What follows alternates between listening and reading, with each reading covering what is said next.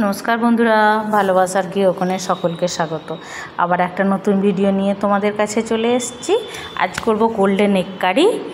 তো তার সঙ্গে যেটা করব সেটা তোমাদের সঙ্গে কাল শেয়ার করব। তো এখন ওটা শুরু করি, চলো। ডিমগুলো তো সেদ্ধ করে নিয়েছি।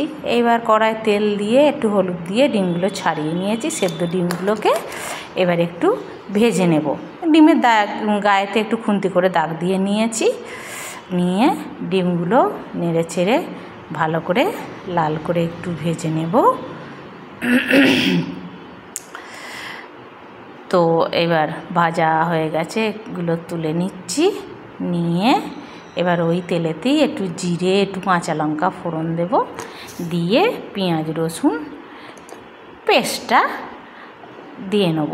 একদম মিহি পেস্ট নয়, হালকা পেস্টটা একটু ভাজা হয়ে গেলে, পেঁয়াজটা একটু ভাজা ভাজা হয়ে গেলে একটু টমেটো দিয়ে নিলাম।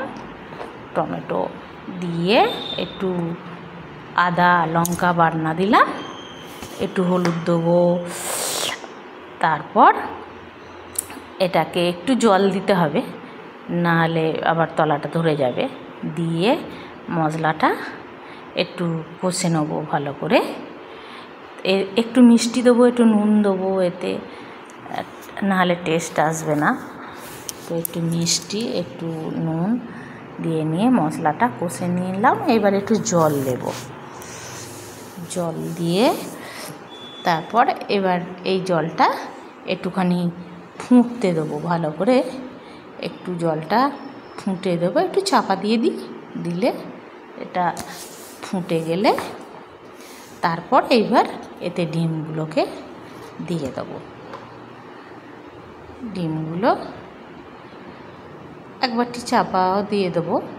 দিয়ে জলটা একটু গাঢ় হলে, এটা তো বেশি জল দেয়া না, এটা তো কারি হবে, তো দেয়া হয়ে গেল ডিমের কারি খুব সহজেই। কেমন লাগলো বন্ধুরা? এখানেই শেষ করলাম। দেখা হবে আবার পরের ভিডিও। টাটা।